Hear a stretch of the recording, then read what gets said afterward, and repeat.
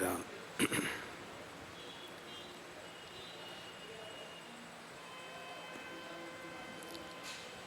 बोलो कृष्ण कन्हैया लाल की, वृंदावन विहारी लाल की।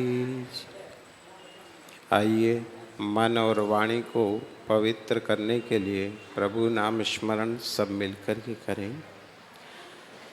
श्रीमन्नारायण नारायण नारायण श्रीमन्नारायण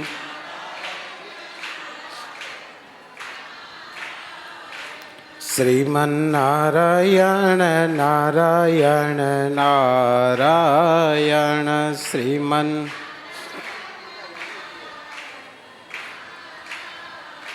श्रीमन्नारायण भजमन नारायण श्रीमन्नारायण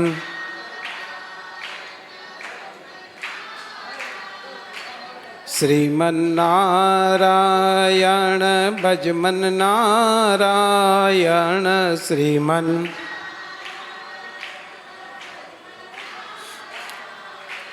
श्रीमन्नारायण नारायण नारायण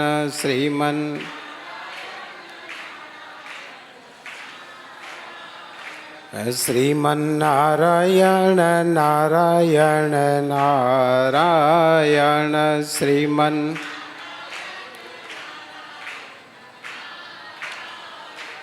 श्रीमन्नारायण नारायण नारायण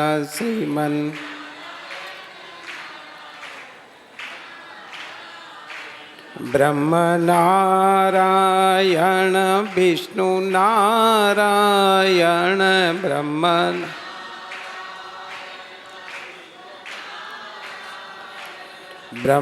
नारायण विष्णु नारायण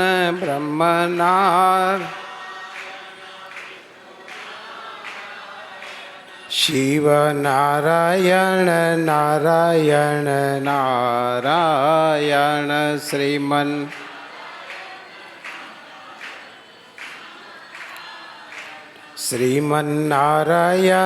नारायण नारायण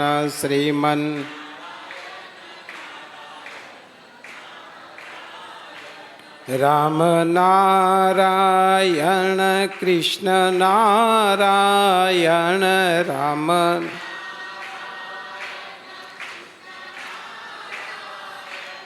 राम नारायण कृष्ण नारायण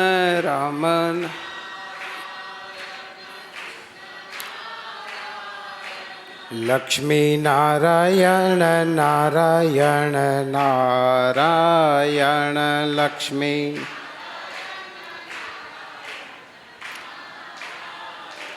श्रीमन्नारायण नारायण नारायण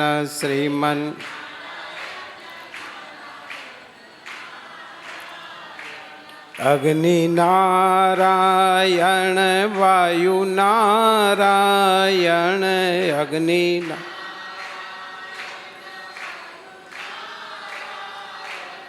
अग्नि नारायण वायु नारायण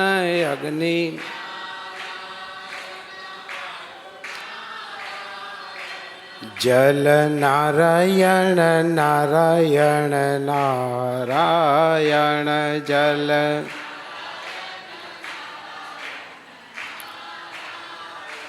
श्रीमन्नारायण नारायण नारायण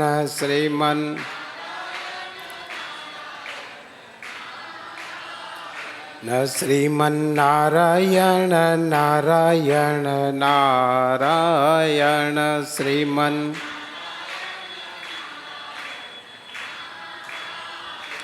श्रीमन्नारायण भजमन नारायण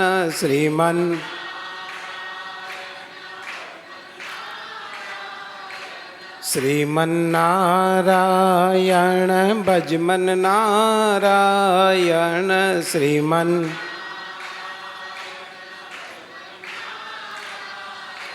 श्रीमन्नारायण नारायण नारायण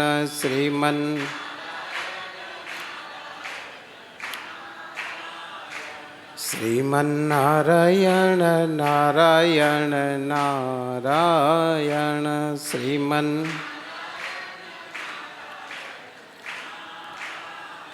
बोलो कृष्ण कन्हैया लाल की, वृंदावन विहारी लाल की, राम जी महाराज की जय।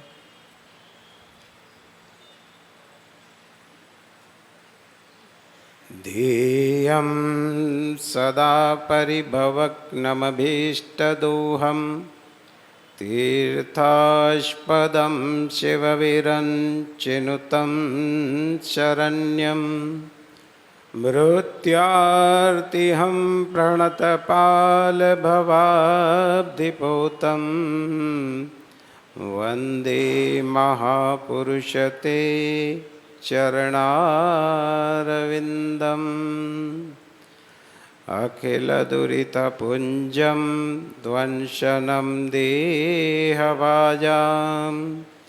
भवजलनिधिपूतं पावनं पावनानां परमपुरुषधामं प्रापकं स्वश्रितानां श्रीरामचरणचरणौ शततं नमामि। मङ्गलं भगवान् विष्णुः मङ्गलं गरुडध्वजः मङ्गलं पुण्डरीकाक्षो मङ्गलायतनो हरिः। गुरुर्ब्रह्मा गुरुर्विष्णुः गुरुर्देवो महेश्वरः गुरुर्साक्षात् परब्रह्म तस्मै श्री गुरुवे नमः। सुख का सागर राम है, दुख का भंजनहार, राम चरण तजिए नहीं, भजिए बारंबार। जो सुख चाहे तू सदा, शरण राम की ले। कह नानक मेरे मना, यह दुर्लभ मानुष दे।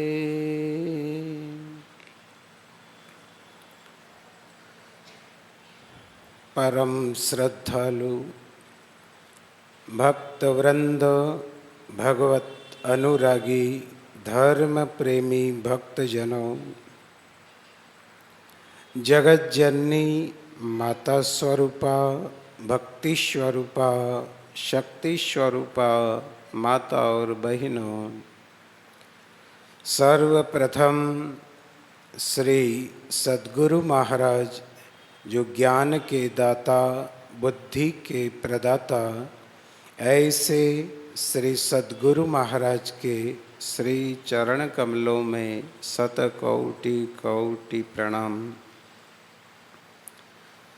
श्री भक्तवांछा कल्पतरु, अद्वितीय सर्वज्ञ सर्वशक्तिमान सर्वलोक महेश्वर परम योगेश्वर अचिंत्यानंदः गुणगण संपन्नः सृष्टि पालनहारी विचित्र लीला विहारी करुणावर्णालय अनंत कोटि ब्रह्मांड अखिल भुवनाधिपति सर्वेश्वर परमेश्वर जगदीश्वर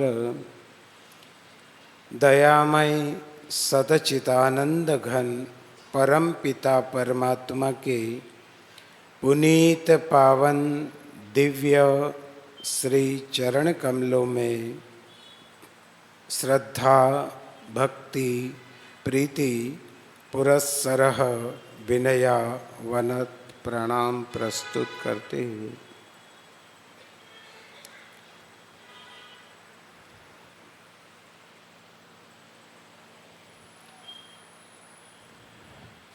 श्री सूत जी महाराज सौनकादिक ऋषियों को यह परम पावन श्रीमद् भागवत ग्रंथ की पावन कथा विस्तार पूर्वक सुना रहे हैं।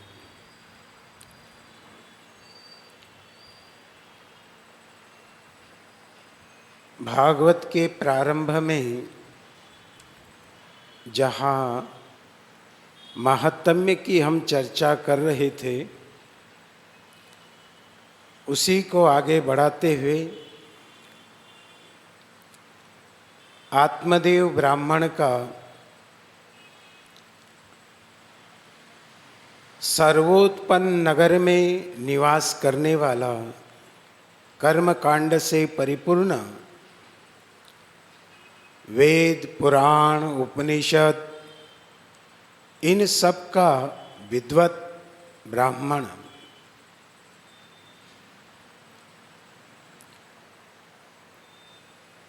और ब्राह्मणोचित कर्म करते हुए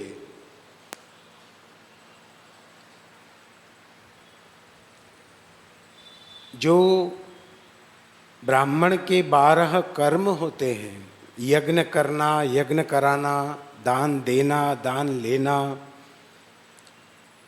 गायत्री करना, गायत्री कराना,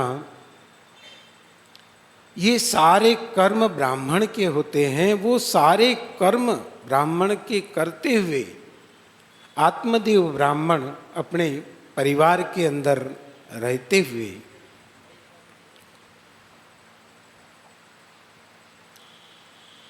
परंतु आत्मदेव ब्राह्मण के विवाह के उपरांत भी जीवन में पारिवारिक सुख होना चाहिए। वह सुख उसे प्राप्त नहीं हुआ।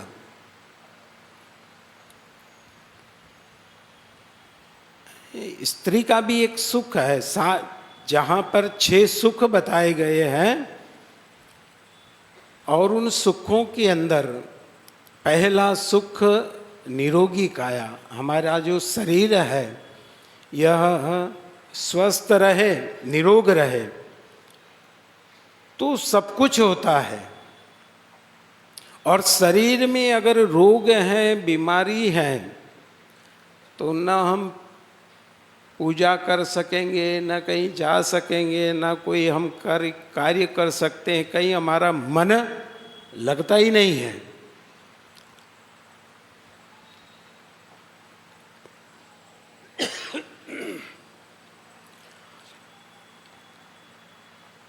और वही पहला सुख निरोगी काया और दूजा सुख घर माही माया। स्त्री का सुख तो है माया, पैसा, तो निरोग शरीर हो, पैसा भी हो, यह भी एक सुख है। तीसरा स्त्री का सुख है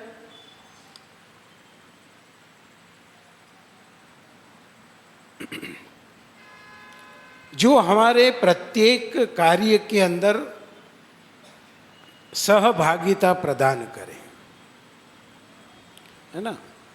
कार्ये सुमैत्री, स्त्री का क्या काम होता है? बोले कार्य में मित्र की तरह सहयोग प्रदान करने वाले। अब हम ये समझे कि साहब हम तो व्यापारी हैं, हमारा तो काम व्यापार का, स्त्रियां कहाँ जाने क्या काम करती है? स्त्रियों में इतनी बुद्धि कहाँ है, दिमाग कहाँ है? इन्हें क्या पूछना है? पर शास्त्र कहता है कार्येषु मैत्री। कार्य के अंदर जो हम व्यापार करते हैं, काम करते हैं, या कोई भी नया हम सोच रहे हैं, तो उसके लिए हम स्त्री से सहयोग लें। उसको पूछा जाए कि हम ये कार्य कर रहे हैं,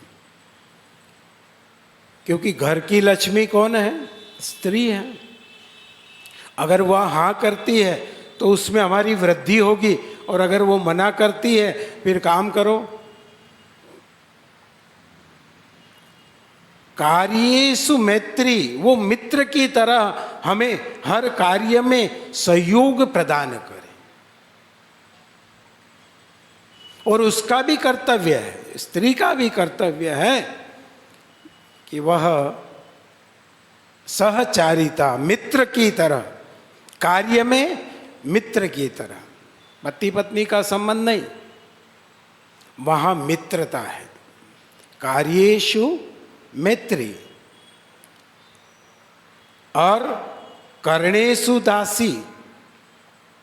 काम करने में घर के अंदर वह, जैसे काम वाली बाई काम करती है, दासी नौकरानी काम करती है, ऐसे घर के अंदर काम करने का उसे करणेषु दासी, घर का सारा काम करे अच्छे से, और उस कार्य के अंदर वह कुशल हो।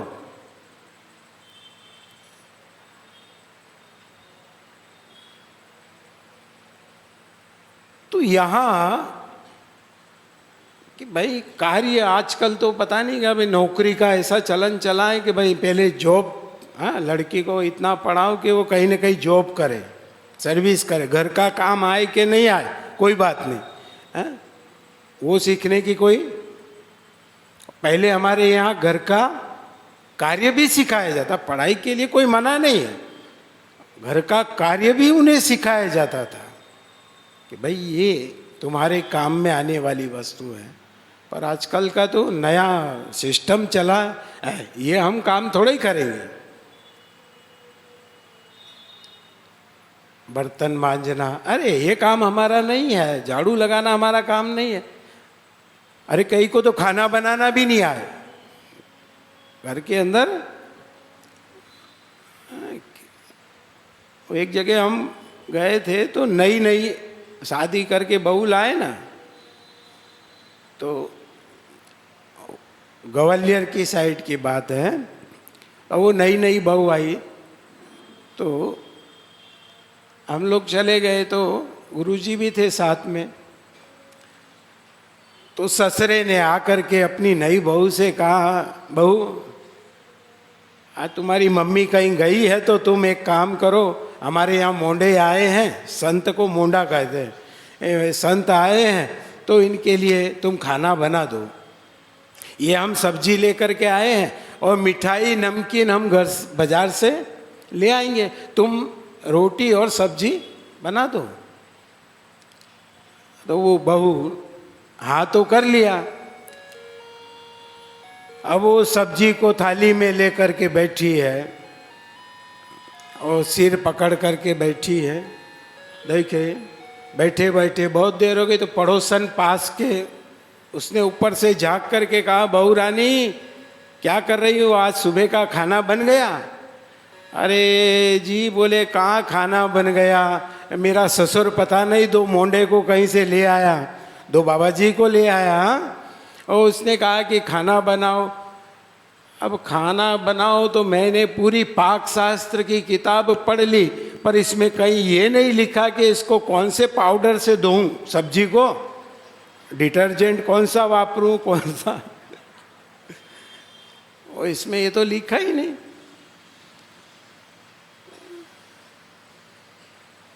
अब उसको यही पता नहीं कि इसके कौन से पाउडर से इसको सब्जी को धोया जाए।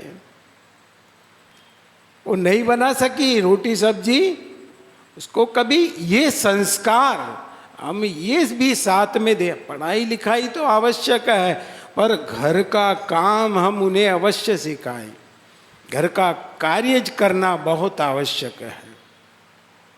तो कार्येषु मैत्री और कर्णेषु दासी, घर के अंदर काम करने वाली, घर का काम अपना काम समझ करके, अपना परिवार समझ करके उस कार्य को करने वाली वह दासी की तरह काम करे।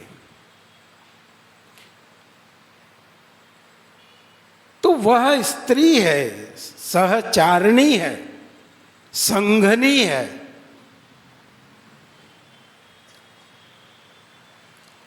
ये कर्तव्य है, ये सुख है जीवन में। यहाँ कहते हैं ना कि पहला सुख निरोगी काया, दूजा सुख घर माई माया, तीजा सुख स्त्री का दाया। स्त्री का भी सुख है, वह अंदर हमारे घर में आए, धार्मिक हो, परिवार को अपना परिवार समझ करके प्रेम से उस परिवार का निर्वहन करे। ये कर्तव्य होता है। भागवत की कथा हमें बहुत सारी पारिवारिक जीवन के अंदर जो समस्याएं आ रही है, उलझने आ रही है, उन सबको ये मार्ग दिखाने का काम, ये कोई आत्मदेव ब्राह्मण की या कोई कहानी किस्से नहीं है। ये हमारे जीवन की चलने वाली, घटने वाली ऐसी घटनाएं हैं जिनको इनके द्वारा हमें बताया गया है कि आप परिवार में रहो तो कैसे रहो, कैसा व्यवहार हम करें घर के अंदर, परिवार के अंदर। तो मित्रवत स्त्री सहयोग प्रदान करती है हर कार्य में, दान में, पुण्य में, धर्म में उत्साह के साथ पति का सहयोग प्रदान करती है। तो उसके लिए तो यहाँ भी स्वर्ग है और वहाँ भी स्वर्ग है। उसके लिए स्वर्ग की कहीं आवश्यकता नहीं, यही स्वर्ग है।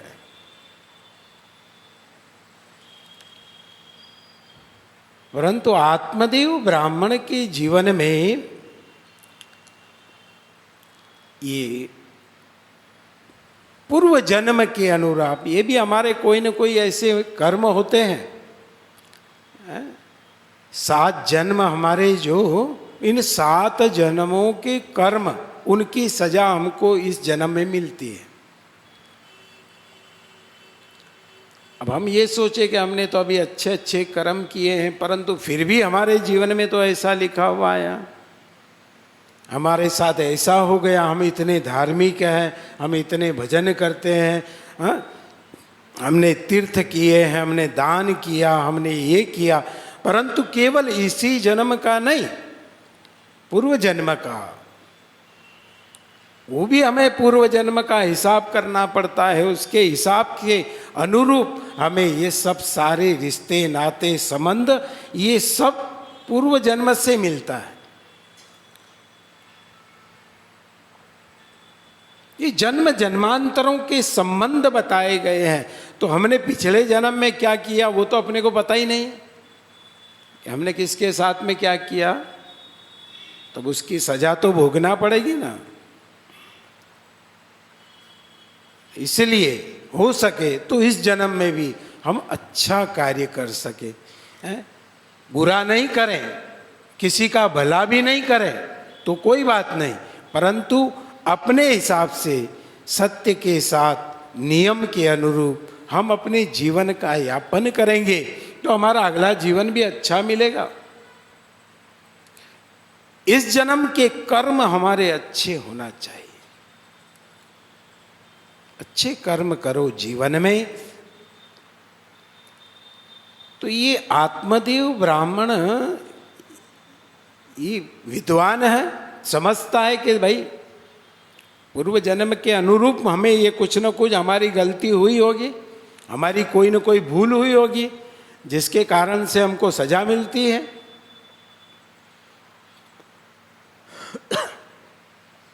एक इतिहास आता है कि एक बार एक राजा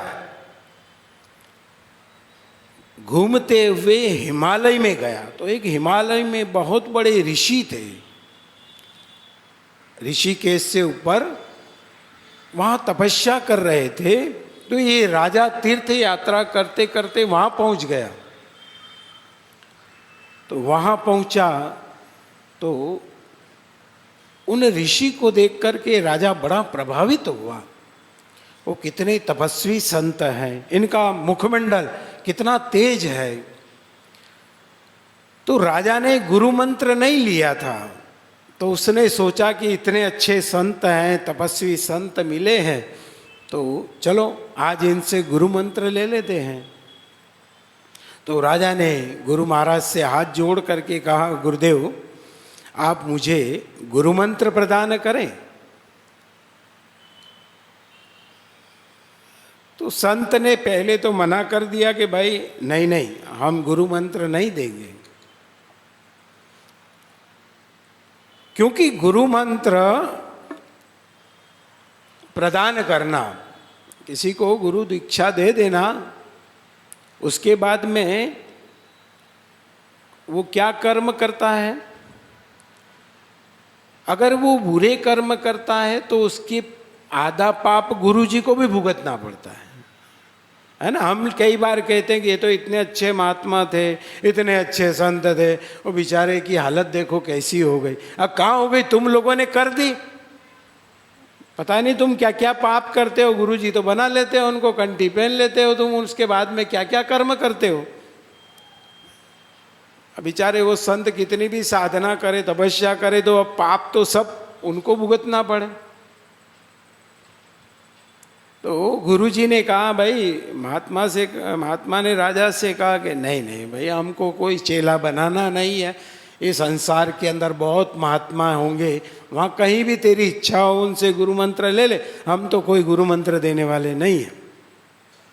उसने कहा नहीं, मेरी श्रद्धा है, मेरी भावना है, मैं आपको गुरु बनाना चाहता हूँ। और राजा रोने लगा। राजा रोने लगा तो महात्मा को दया आ गई, चल ठीक है तू नहीं मान रहा है, चल ले। तो महात्मा ने उसको मंत्र प्रदान कर दिया, कहा कि ये मंत्र। वो राजा तीर्थ घूम करके वापस अपने गांव आ गया। और राजा के लड़के का विवाह था, शादी थी, तो उसने कहा कि अपने को सबसे पहले निमंत्रण किसको देना है, तो अपने गुरुजी को पहले निमंत्रण। तो उसने पहले गुरुजी की पत्रिका लिखी और खुद रथ में बैठ करके वहाँ गया और गुरु महाराज से उसने मुलाकात करी और गुरुजी को पत्रिका अर्पण की।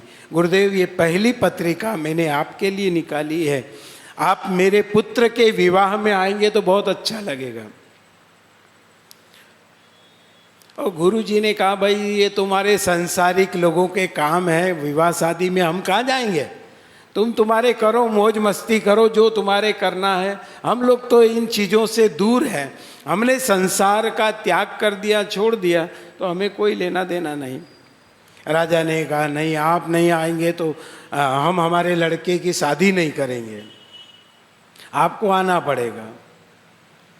वह सब गुरुजी के साथ में जिद कर लिया। गुरुजी ने कहा, ठीक है तेरी इच्छा है तो हम भी आ जाएंगे, बस आ जाएंगे, जा। निमंत्रण दे करके आए। इधर गुरुदेव धीरे धीरे पैदल यात्रा से, जिस दिन उनका बारात जाने वाली थी उस दिन गुरुदेव आ गए। गुरुजी आए, राजा बड़ा प्रसन्न हुआ, उनका स्वागत किया। स्वागत करके और उनको महल में ही एक सुंदर कमरे में ठहरा दिया। अब साहब राजा ने कहा, महाराज आज बारात जाएगी और सब धूमधाम से, आप भी चलिए। नहीं, राजा से कहा कि हम तो यहीं रहेंगे, तुम लोग तुम्हारा कर्म करके आओ। वैसा बारात गई, बारात घूम फिर करके वापस आ गई, नई दुल्हन भी आ गई। और यहाँ आए, यहाँ आने के बाद में संत भी अंदर महल में ठहरे हुए थे। कहाँ ठहरे थे? पास में ही रनिवास, जहाँ रानी श्रृंगार करती है, उस कक्ष में उनको ठहराया हुआ था, वहाँ रुके हुए थे सब राजा। और पास के बगल के कमरे में ही नवविवाहित पति पत्नी के लिए व्यवस्था की गई थी। प्रथम रात, पहली रात जिसे कहते हैं ना, उसकी तैयारी वहाँ की गई। अब रात के समय, आधी रात का समय हुआ और सोए हुए थे वो लड़का लड़की। तो पता नहीं नई नई जगह जाने पर, जैसे हमें कहीं दूसरी जगह जाने पर नींद नहीं आती है, बड़ी समस्या हो जाती है, तो उस लड़की को भी उस रात को नींद नहीं आ रही थी। तो उस लड़की ने सोए सोए देखा तो ऊपर तलवार टंगी हुई थी, तलवार। तो लड़की ने देखा कि मेरा जो वर है, ये पति है, ये तलवार रखता है, राजपूत तो है, तो ये देखे तलवार कैसी रखता है, जरा देखे तो सही। तो लड़का जहां सोया था उसके सिर के ऊपर तलवार टंगी हुई थी। तो लड़की ने उस तलवार को निकाला और वहीं उस तलवार को उसने म्यान से निकाल करके देखा, तो वो तलवार पर इतनी धार थी कि उसने उंगली जैसे ही घुमाई ना, तो तुरंत उंगली उसकी कट गई, खून निकला और हाथ में से वो तलवार गिर गई, छूटी। तो तलवार गिरी तो वो कहाँ गिरी? उस लड़के की गर्दन पर गिरी। और जैसे ही तलवार गिरी, गिरते से ही वो लड़का मर गया।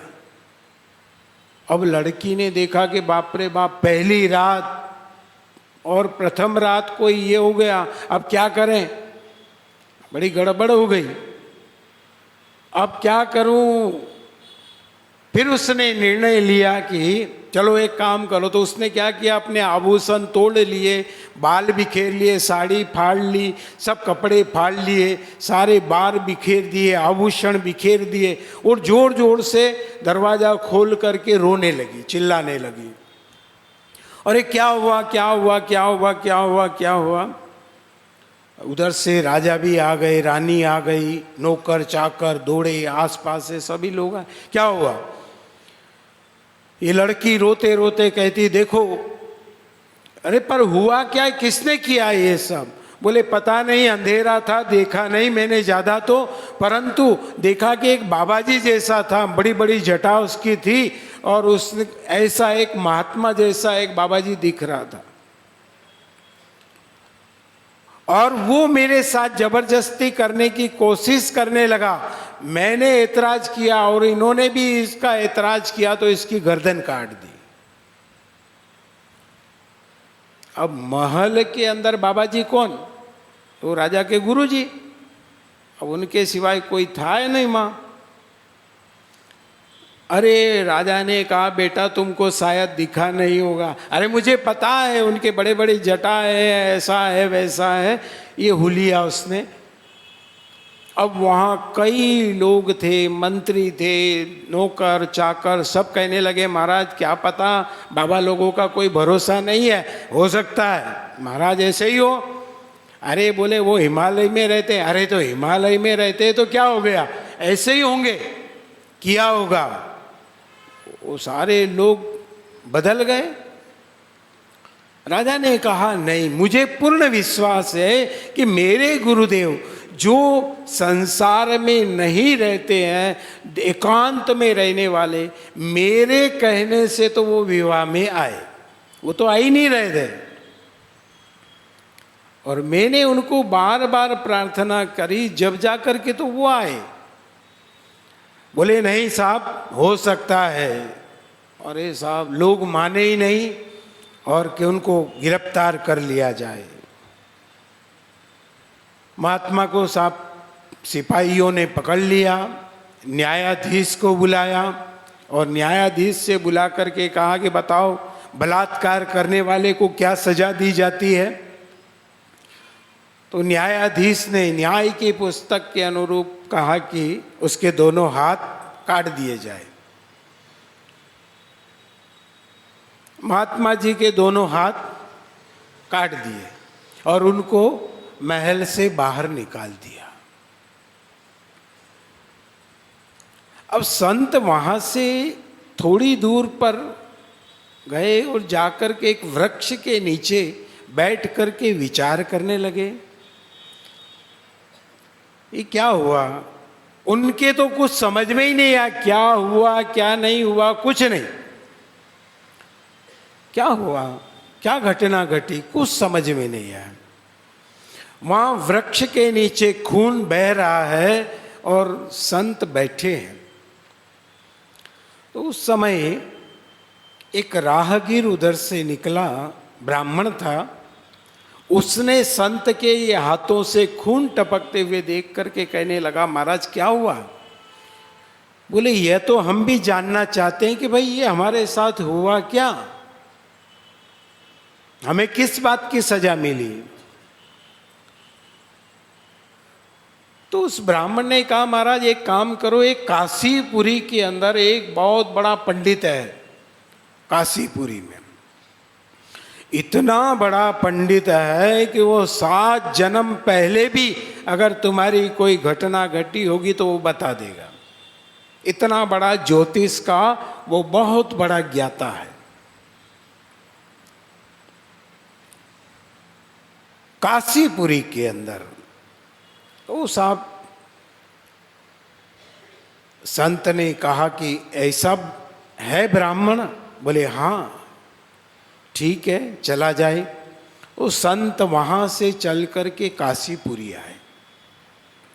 काशीपुरी में आए, पूछा कि भाई धरणीधर शास्त्री का मकान कहाँ है? तो प्रसिद्ध ज्योतिषाचार्य था। लोगों ने कहा कि आइए हम बता देते हैं। तो लेकर के गए तो एक पीपल के झाड़ के नीचे वो ब्राह्मण अपने ठाकुर जी को बिठा कर रखा है और वेद सामने पड़े हैं, गायत्री कर रहा है, पाठ कर रहा है, पूजा कर रहा है। वो पाठ पूजा कर रहा है और सामने दरवाजे की दहली, वो दहली के अंदर उसकी औरत बैठी है और वो वहाँ से उसको गालियाँ दे रही है। उसकी औरत उसको गालियाँ दे रही है। महात्मा आए, संत भी बैठ गए वो पीपल के झाड़ के नीचे। ये पूजा पाठ खत्म करे तो फिर बात करें। बैठे रहे। जैसे ब्राह्मण का पूजा पाठ खत्म हुआ, उसने अपनी दुकान बंद करी और संत से कहा, आइए महाराज आइए, विराजिए। आसन दिया, संत को बिठाया। बोलिए महाराज कैसे आना हुआ? तो संत ने पूछा, बोले अपना दुख दर्द लेकर के गए थे ब्राह्मण महात्मा कि भाई मेरे हाथ कट गए हैं, वो सब तो भूल गए। और संत ने पूछा महात्मा वो ब्राह्मण देवता से, ये ब्राह्मण देवता ये कौन है, ये कौन है? बोले ये मेरी घरवाली है। ये आपकी घरवाली है? बोले हाँ। तो ये अभी आप पूजा पाठ कर रहे थे और ये अंदर से आपको गालियां दे रही थी, ये आपको ऐसे ऐसे गंदे गंदे शब्द बोल रही थी, आपको कोई फर्क नहीं पड़ता है? अब दुनिया का भविष्य बताते हो तो जरा तुम्हारा भविष्य तो बताओ कि ये तुम्हारा क्या है।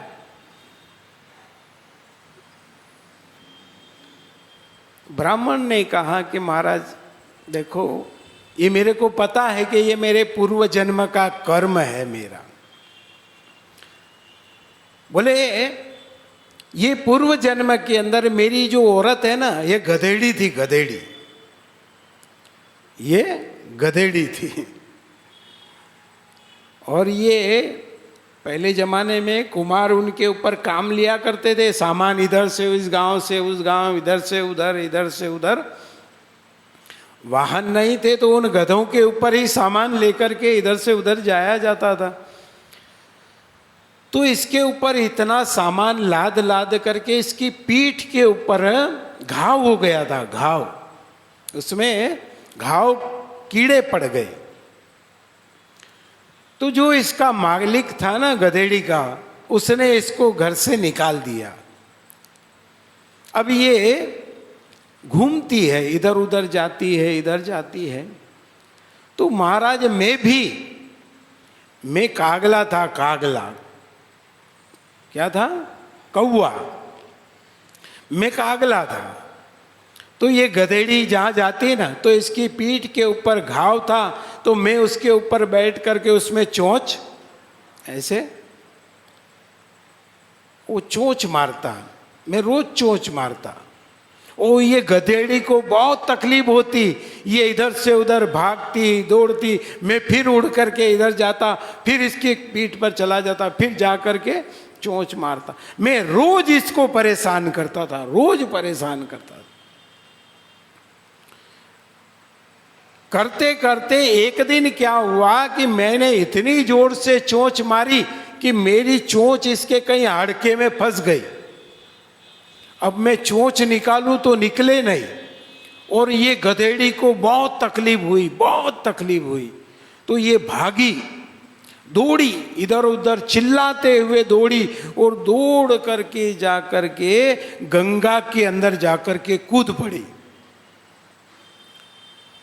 गंगा नदी के अंदर कूदी, और उस गधेड़ी उसके मुंह में पानी घुस गया और वो मर गई। और मैं भी उसमें फंसा हुआ था, तो मैं भी पानी में डूब गया और मेरी भी मौत हो गई।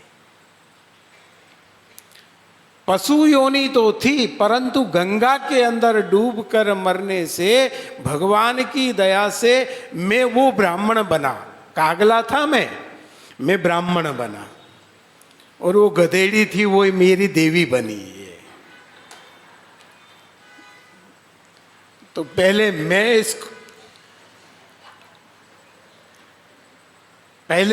इसको रोज टॉर्चर करता था, चोंच मारता था। अब ये मुझे रोज सुना सुना करके टॉर्चर करती है, तो मैं हंस करके सुनता हूँ। मेरे को पता है, अब मैं इससे रोज मगजमारी करूं, रोज माथा फोड़ी करूं, तो मेरे को पता है कि मैंने इसको पहले दुख दिया, अब ये मुझे दुख दे रही है। तो अब चाहे मैं इसको हंस करके भोगूं कि चाहे रो करके भोगूं, तो ये तो मैंने अपना कर्म किया है, तो इस कारण से मुझे भुगतना है। ब्राह्मण की बात सुनकर संत ने कहा कि ओहो ये बात है। बोले हाँ, तो भाई मेरा भी भविष्य बता कि मैंने क्या किया था। मैं जब तक मुझे याद है कि मैं बचपन से संत जीवन में चला गया, मैंने आज तक किसी का बुरा मैंने नहीं किया। जब से मैंने अपना होश संभाला है, तब से मैं भगवान के पूजा पाठ, नित्य नियम, हवन इत्यादि रह करके कठोर साधना मैंने हिमालय के अंदर जाकर के की है। परंतु फिर भी मुझे ये सजा प्राप्त हुई। इसका कारण, तो ब्राह्मण ने कहा महाराज, एक काशीपुरी के अंदर, ये काशीपुरी में आप पूर्व जन्म में ब्राह्मण थे, आप यहाँ ब्राह्मण थे आप, और इतने बड़े शिव के आप भक्त थे कि रोज आप उठ करके गंगा में स्नान करके जल का लोटा भर करके भगवान शिव को आप रोज शिव का पूजन करके और वापस अपने घर आप आते जाते थे। तो काशीपुरी के अंदर गलियां बड़ी सकड़ी होती है, बड़ी सकरी सकरी गलियां हैं। तो जो राजा के यहाँ आप शादी में गए थे, विवाह में गए थे, और वो जो बहू थी, वो बहू अगले जन्म में गाय थी, गाय। और वो जो लड़का राजकुमार बना था वो कसाई था, कसाई, हत्या करने वाला। तो महाराज वो कसाई, एक दिन वो कन्या गाय के रूप में थी, और वो गाय को लेकर के कसाई आ रहा था, और वो गाय रस्सी छुड़ा करके भाग रही थी। तो गली के अंदर से जब वो गाय दौड़े दौड़े जा रही थी, उधर से एक हाथ में आपके धोती थी, एक हाथ में जल का लोटा था और आप लेकर के आ रहे थे, तब उस कसाई ने आवाज लगाई, अरे पंडित जी, अरे पंडित जी, इस गाय को जरा रोक देना। तो उसके कहने से आपने दोनों हाथ ऐसे उठा दिए और जैसे ही गाय आई, कसाई ने उस गाय को पकड़ा और पकड़ करके ले जा करके उसको मार दिया। तो महाराज, वह गाय तो राजकुमारी बनी और कसाई राजकुमार बना। उस जन्म में उसने उसकी गर्दन काटी थी, इस जन्म में इसने उसकी गर्दन काट दी, हिसाब बरोबर। और आपने क्या करा था, उस गाय को रोका था। तो ये आपके दोनों हाथ, ये तो भगवान के यहाँ न्याय है, अन्याय नहीं है। वहां तुरंत न्याय मिलता है। तो ये तुमने अपने जो कर्म किए हैं, उन कर्मों की सजा हम भोग रहे। अच्छे कर्म हमने किए हैं तो अच्छा फल मिलेगा, बुरे कर्म किए हैं तो बुरा फल मिलेगा। तो ये सारे पूर्व जन्म के ऊपर आश्रित रहते हैं। तो पूर्व जन्म के अनुरूप आत्मदेव ब्राह्मण को जो स्त्री मिली है, वह थोड़ी अलग प्रकृति की है, अलग प्रवृत्ति की है। वह कभी उससे सुख प्रदान नहीं करती है। हर समय झगड़ा, लड़ाई, ये करना वो करना, कभी कोई सुख से बैठ करके कभी आपस में चर्चा नहीं की, बात नहीं की। नित्य झगड़ा करने वाली, रोज कलेश करने वाली। इस कारण से आत्मदेव ब्राह्मण घर पर रहता ही नहीं, आता और निकल जाता, आता और चला जाता, अपने जजमानों के इधर चला जाता, कहीं चला जाता, कैसे समय पास करता था। पर उसके मन में ये था कि मेरे घर ऐसी कोई संतान हो जाए जिसके द्वारा, मनुस्मृति कहती है कि कुल के अंदर संतान नहीं होती है तो वो कुल का नाश होता है और उसके पितृ अधूरे रह जाते हैं, उनको तर्पण नहीं होता है, वह पितृ डूब जाते हैं। तो पितरों को तर्पण करने के लिए कुल के अंदर, वंश के अंदर संतान का होना आवश्यक है, जो हमारे पितरों को अर्घ्य प्रदान कर सके। तो ब्राह्मण के मन में यही ख्वाहिश थी कि एक हमारे घर के अंदर एक संतान हो जाए, तो जिसके द्वारा हमारी कुल को अर्घ्य देने वाला पुत्र प्राप्त हो। बस बाकी कोई लालसा नहीं थी। ना उसे कभी सुख घर के अंदर मिला, परंतु फिर भी कभी आत्मदेव ब्राह्मण ने किसी से कोई शिकायत नहीं करी। न कभी अपने अड़ोसी को, पड़ोसी को, किसी को ये भी पता नहीं चलने दिया कि इनके आपस में घर के अंदर ऐसी स्थिति है इनकी।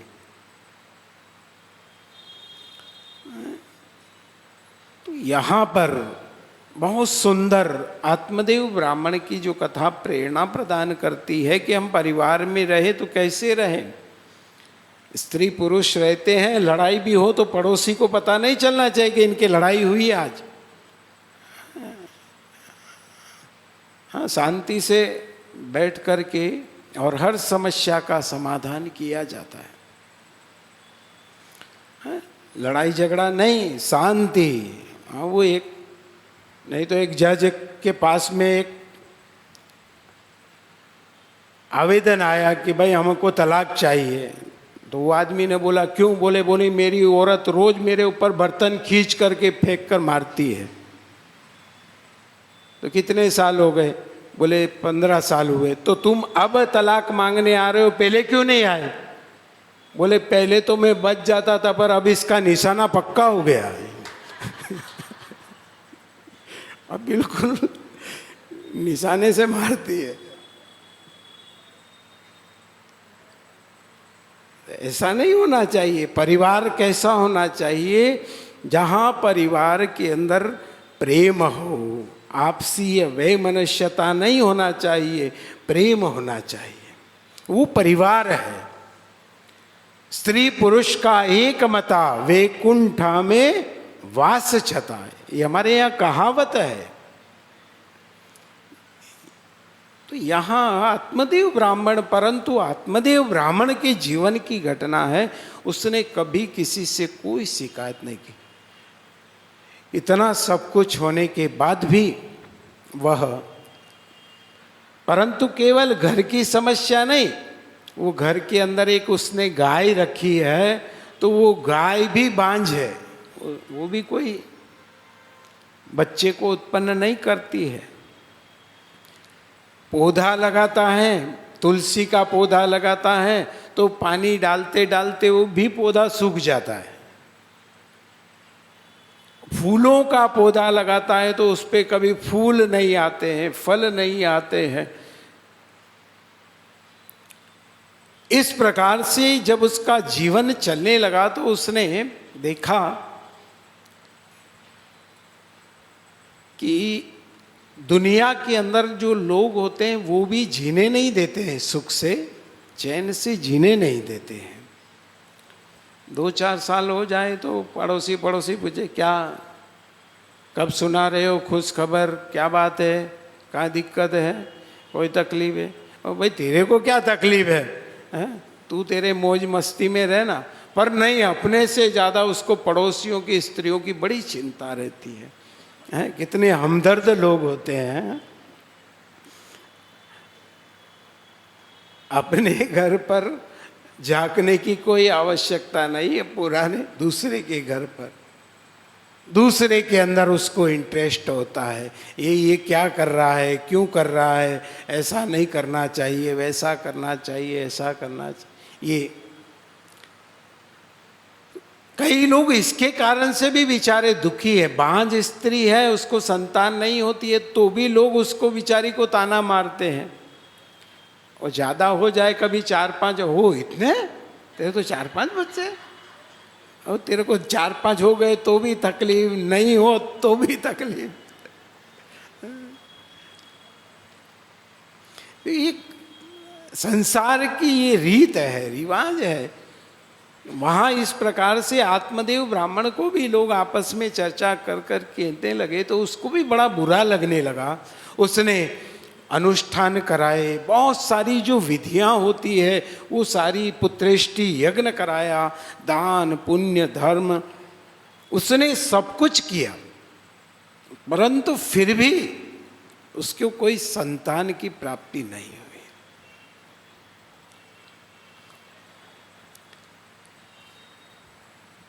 तो आखिर में थक गया, तो उसने भी निर्णय किया कि अब क्या किया जाए, अब संसार में रहने से कोई मतलब नहीं है। मैंने इतने सब कुछ कार्य किए, परंतु फिर भी कोई संतान की प्राप्ति नहीं हुई, तो जीने से अच्छा है कि मर जाए।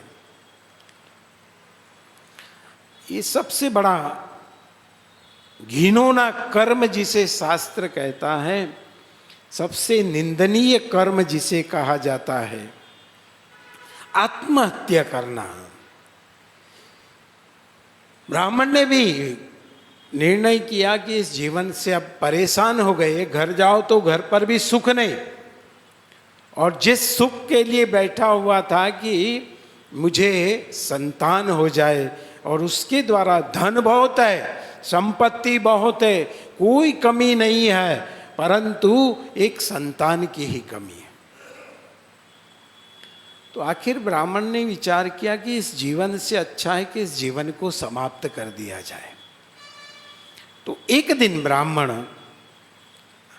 तालाब के किनारे अपनी धोती के अंदर बड़े बड़े पत्थर बांध करके, अपनी कमर के ऊपर पत्थर बांध रहा था, पेट पर पत्थर बांध रहा था, और बांध करके वो डूबने के लिए तैयारी कर रहा था।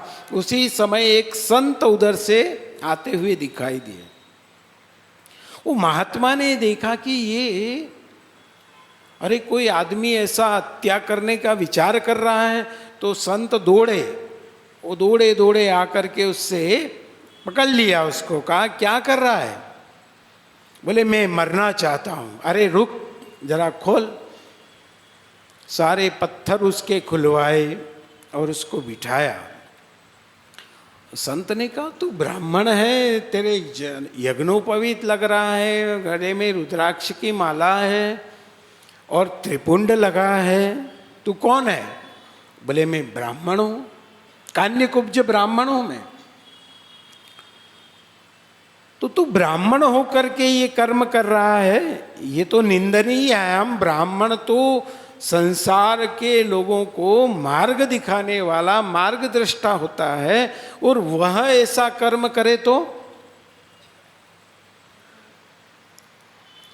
संत ने कहा कि भाई बैठो, शांति से ब्राह्मण को बिठाया, बताओ क्या हुआ, क्या कारण है? तो ब्राह्मण ने कहा महाराज संतान की आवश्यकता है, संतान की। तो संत ने कहा भाई तू वेद पढ़े हुए हैं? बोले हाँ। बोले तू सब जब पढ़ा हुआ है तो तुझे पता होना चाहिए कि संतान से जीवन में कभी सुख नहीं मिलता है। सुख मिलता है 99 में से कोई 99% तो सुख नहीं मिलता है पुत्र से। अच्छा बताओ कि तुम्हारा पांव टूट जाए तो अब अगर तुम्हारे 4 बेटे हैं तो क्या तुम्हारे को उससे सुख मिले? वो तो अपने को ही उठाना है, अपना दुख तो अपने को ही उठाना ना। 2 संतान हो कि 4 संतान हो तो कोई अपना दुख तो नहीं ले लेंगे वो। और पुत्र से किसको सुख मिला है? वो तो कोई हजारों में बहुत कम संतान होती है कि जो सेवा भावी होती है, जो अपने माता पिता की आज्ञा का पालन करती है। उनकी सेवा करने वाली, उनकी आज्ञा मानने वाली आज्ञाकारी संतान बहुत कम होती। नहीं होती ऐसा नहीं है, बहुत कम होती है। और नहीं तो तुम जरा से बीमार हो जाओ तो तुम्हारे लिए मुक्ति का पानी बनाने आ जाए। हाँ, तुम्हारे से सेवा नहीं हो तो जरा सी बीमारी हो जाए ना तो महाराज दादी को निपटाना है, वो भाई अपने से नहीं निपटता।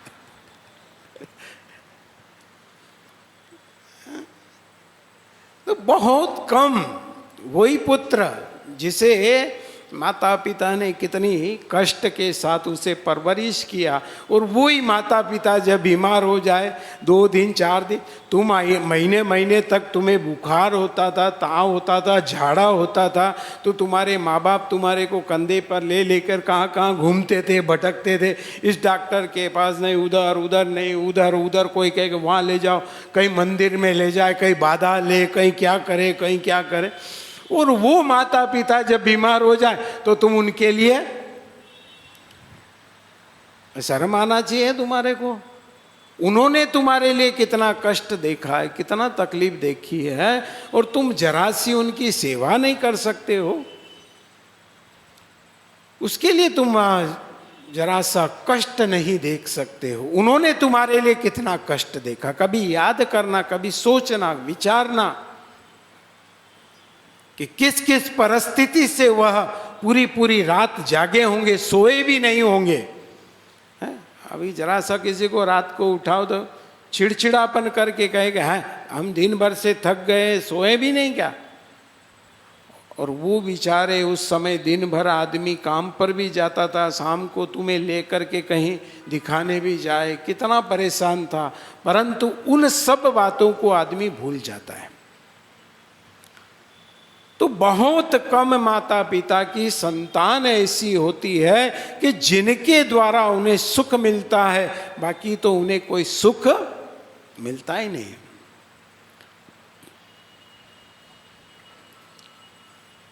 तो ब्राह्मण से कहा संत ने कि महाराज तुम्हें पता है ये सब पूर्व जन्म के अनुरूप मिलता। पूर्व जन्मार्जितम विद्या, पूर्व जन्मार्जितम धनम, पूर्व जन्मार्जितम पुत्रम, अग्रे धावती धावती, ये सब हमें पूर्व जन्म के अनुरूप मिलता है।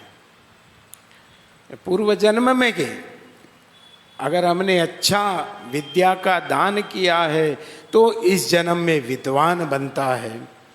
और पूर्व जन्मार्जितम धनम, पूर्व जन्म में अच्छे दान पुण्य के धर्म के काम किए हैं, इस कारण से वह इस जन्म में धर्मात्मा बनते हुए और धनवान बनता है। और अगर इस जन्म में भी वह ऐसे कर्म करता है तो अगले जन्म में और इससे भी बढ़कर के वह धनवान बनता है।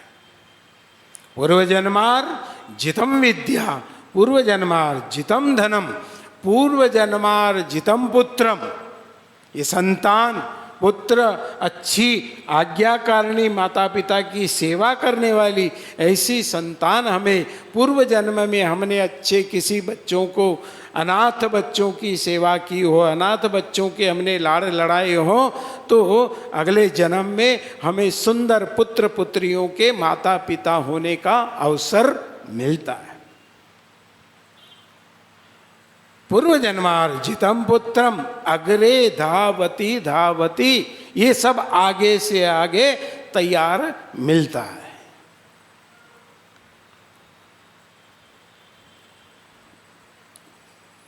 तो तुमने पूर्व जन्म में ऐसा कोई कर्म नहीं किया हो। ब्राह्मण ने कहा महाराज ये मैं सब नहीं जानता, ये बातें मेरे को सब पता है, मैं खुद पढ़ा लिखा हूँ, मैं विद्वान हूँ, मैं सब जानता हूँ कि पुत्र से किसी को सुख नहीं मिला है। कंस जैसी अगर संतान हो जाए तो उनके माता पिता कब सुखी रहे होंगे। रावण कुंभकर्ण जैसी संतान किसी को मिली हो तो वो उसके माता पिता कब सुखी रहे होंगे। वो मैं सब ये जानता हूँ, परंतु मैं तो एक बात जानता हूँ कि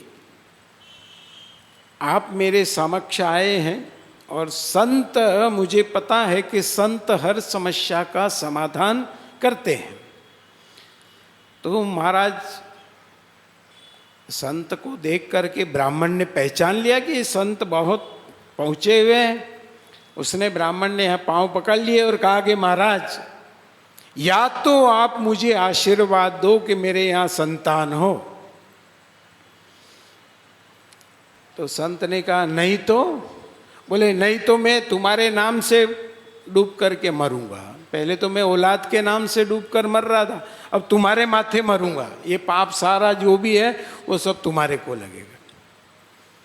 और संत ने कहा भाई मैंने तो तेरे को बख्शाया, तेरी रक्षा करी है और तू मेरे ऊपर ही आ गया। हाँ, बोले वो कुछ नहीं जानता, मुझे आशीर्वाद देना पड़ेगा तो आपको देना पड़ेगा।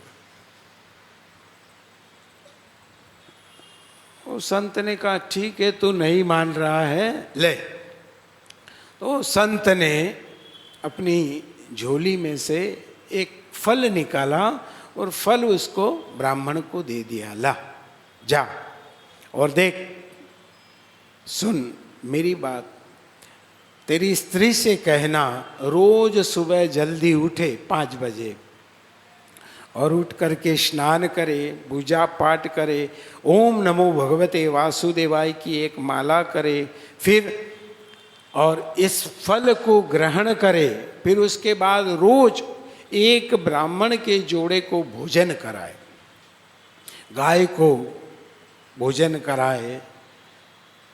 ये रोज वो करे तो उसके यहाँ बहुत सुंदर अच्छी सुयोग्य संतान तुम्हारे यहाँ पर उत्पन्न होगी।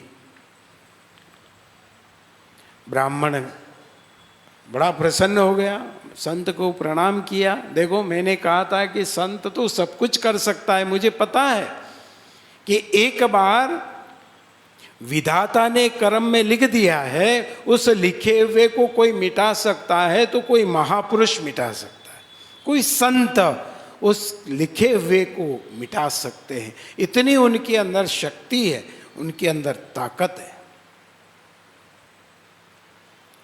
ब्राह्मण बड़ा प्रसन्न हो गया, झट चरणों में प्रणाम करके कहने लगा चलो महाराज मेरे घर चलो, मेरे से जो भी सेवा बनेगी, सहयोग बनेगा तो मैं करूँगा। तो संत तो जानते थे उसके घर की स्त्री के वो कैसी है। उन्होंने कहा भाई तू तेरा जा, आराम से मौज कर, आनंद कर। ब्राह्मण संत के दर्शन करके प्रसाद लेकर के वहाँ आया और घर आकर के उसने अपनी स्त्री को आवाज लगाई। तो संत दर्शन का प्रभाव कितना जबरदस्त हुआ कि रोज तो स्त्री आवाज देने पर वो अंदर से ही गरजती थी, क्या है, क्या काम है। परंतु आज जब वो संत के दर्शन करके आया तो क्या प्रभाव हुआ कि स्त्री बाहर चल करके आई और कहने लगी क्या हुआ। वो ब्राह्मण ने देखा कि आज तो अपना कोई न कोई दिन अच्छा है, आज पता नहीं कि कहते हैं ना कि कोई आज पता नहीं सूर्य कहाँ से निकला। बोले आज तो इसने मेरी बात मान ली, सुन ली, नहीं तो ये तो कभी मेरी बात सुनने को ही तैयार नहीं होती है। चलो ये संत के दर्शन का प्रभाव है कि आज ये मेरी बात सुनने को तैयार हो गई। तो ब्राह्मण ने वो फल देते हुए स्त्री से कहा कि लो और जाओ, ये एक संत ने प्रसाद दिया है और इस प्रसाद का सेवन करने से पूर्व स्नान करना, स्नान करके और विधि पूर्वक भगवान के नाम का जप करते हुए इस फल को तुम ग्रहण करोगे तो तुम गर्भवती हो जाओगी, तुम्हारे हमारे यहाँ बहुत सुंदर संतान होगी जो हमारे कुल का नाम रोशन करेगी। स्त्री ने वो फल ले लिया, लेकर के अंदर आई। अंदर उसकी बहन थी, छोटी बहन उसकी आई हुई थी। वो छोटी बहन आई हुई थी, दोनों बैठ कर के कहने लगी देख तेरे बहनोई जी का भी पता नहीं दिमाग खराब है, ये कहाँ पता नहीं कौन से बाबा जी ने ये दिया और ये ला करके दिया न कि ये खाओ न, इससे तुम्हारा गर्भ होगा। तुम्हें पता है ये मैं खा लूँ फिर ये पेट बड़ा होता है, कभी गांव के अंदर घर के अंदर कभी आग लग जाए, भागने का काम पड़े, दौड़ने का काम पड़े तो दौड़ भी नहीं सकते। अरे बाप रे, ये ऐसा काम नहीं करना, क्योंकि मैं सोचती हूँ कि या तो विधवा स्त्री सुखी है या बांझ स्त्री सुखी है, कोई टेंशन नहीं, कोई चिंता नहीं। और ये फल खाने के बाद तो कितनी समस्याएं होती है। कभी कभी तो गर्भ में ही बच्चा मर जाता है तो उससे माँ को भी खतरा। बोले कि अगर ये तकलीफ हो गई तो माँ को भी जान से हाथ धोना पड़े। तो इसलिए मैं तो इस फल को कभी भूल करके भी नहीं खाऊं। तो उसकी बहन ने कहा कि देख तू इसकी चिंता क्यों करती है, पता है मेरे को महीना चढ़ा हुआ है ना, तो तुम मैं यहीं रहूंगी और मेरे जो संतान होगी ना मैं वो संतान तुझे दे दूंगी, बस तुझे कोई चिंता करने की जरूरत नहीं है। तो बोले यार ये फल दिया है बाबा जी ने तो इसका क्या करें। एक काम करो, बाबा जी कितना चमत्कारी है, कैसा है पता चल जाएगा। ये गाय बंधी है ना अपने यहाँ, इस गाय को ही खिला दो। तो वो जो फल था वो गाय को खिला दिया। गाय ने वो फल खा लिया। वो संत का दिया हुआ प्रसाद था, वो गाय भी गर्भवती हो गई। अब ब्राह्मण ने पूछा अपनी पत्नी से कि तुमने फल खा लिया। उसने कहा हाँ खा लिया। ओ ब्राह्मण तो बड़ा खुश हो गया बेचारा कि चलो अच्छा हुआ, आज दिन अच्छा था, इसने फल भी खा लिया। और रोज सेवा करना, ये करना, पूजा करना, पाठ करना, वो तो कभी इन चीज़ों में बिलीव ही नहीं करती है, विश्वास ही नहीं करती है। और 5 बजे उठना, उसके तो 8 बजे पहले नींद ही नहीं खुले, 5 बजे कहाँ उठना है। आलस्यमय उसका जीवन था। पर ब्राह्मण इसलिए खुश था कि चलो उसने संत का प्रसाद ले लिया। ब्राह्मण जगह जगह पर दान पुण्य करता है, हवन करता है, पुण्य के काम करता है, सुकृत करता है। थोड़े दिनों के बाद में धुंधली ने अपने आत्मदेव ब्राह्मण से कहा कि देखो अब मेरे को इधर उधर बाहर जाने में शर्म आती है, तो मेरी बहन को यहाँ बुला लो ताकि वो यहाँ रहेगी और मेरी सेवा करेगी। आत्मदेव ब्राह्मण बड़ा खुश हो गया कि मेरी स्त्री गर्भवती हो गई है, और ये तो बहुत अच्छी बात है। उसने उसकी बहन को यहाँ बुला लिया, खूब आनंद से वो रहती है। और आत्मदेव ब्राह्मण के वह गर्भवती जो स्त्री थी, उसने जैसे ही संतान हुई और संतान होते से ही उसने धुंधली को वो संतान दे दी। उधर गाय भी गर्भवती थी, तो गाय के भी बच्चा हुआ। तो गाय के बछड़ा होता है, ऐसा नहीं हुआ, वह एक गाय को पुरुष जैसा बच्चा हुआ, और केवल उसके कान जो थे वो गाय जैसे थे, बाकी पूरा शरीर उसका मानव का शरीर था। गाय के जब बच्चा हुआ, आत्मदेव ब्राह्मण को पता चला, आत्मदेव ब्राह्मण गया, उस बालक को भी लिया, उसको भी नहलाया धुलाया तैयार किया। घर में भी बालक हुआ, गाय को भी बालक हुआ। लोग आसपास से आकर के बधाई देने लगे, वारे ब्राह्मण वाह, कि तो तेरे यहाँ कोई संतान नहीं हो रही थी, अब तो तेरे यहाँ गाय ने भी मानव का बच्चा दिया। वाह, किस्मत वाला है तू, भाग्यशाली है। गाय के बालक को भी आत्मदेव ब्राह्मण ने अपना बालक समझ करके जो जो 16 संस्कार हमारे यहाँ किए जाते हैं, वो सारे संस्कार उस समय उसके साथ भी किए। नामकरण संस्कार किया गया, तो नामकरण संस्कार में गाय के कान उसके जैसे थे, इसलिए उसका नाम गौकर्ण रखा गया, गौकर्ण। और जैसा माँ का नाम था धुंधली, ऐसा ही उस संतान का नाम आया धुंधु।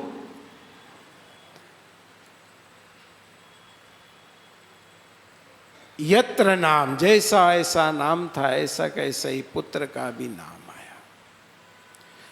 ये धुंधुकारी हुआ, धुंधली का पुत्र, इसलिए ये धुंधुकारी। ये बचपन से ही शरारती, और वो गाय का जो बच्चा था वो संत के दिए हुए प्रसाद का स्वरूप था, तो वह आत्मदेव ब्राह्मण के पास बैठा रहता था। आत्मदेव ब्राह्मण पूजा पाठ करते तो वो भी वहाँ बैठ करके हाथ जोड़ करके उन मंत्रों को ध्यान से सुनता था, और वह भी उन मंत्रों का उच्चारण करता था। और ये इधर उधर खेलने में धुंधुकारी, इधर से उधर आवारागिर्दी करने में, मस्ती करने में, मजाक करने में ये इधर उधर घूमता रहा। धीरे धीरे धीरे दोनों को गुरुकुल के अंदर डाला गया पढ़ने के लिए। धुंधुकारी यह पढ़ने नहीं जाता है, गुरुकुल का कह कर के रास्ते के अंदर आवारागिर्दी में जहाँ बच्चे मस्ती मजाक करते वहाँ वो खेलने लगा, पढ़ाई पर उसका कोई ध्यान नहीं। और गोकर्ण जी महाराज बड़े अच्छे से पिता से भी पढ़ते हैं, गुरुकुल में गुरुजी से भी पढ़ते हैं, और अच्छे पढ़ लिख करके वो विद्वान बन गए, और ये धुंधुकारी आवारा बन गया।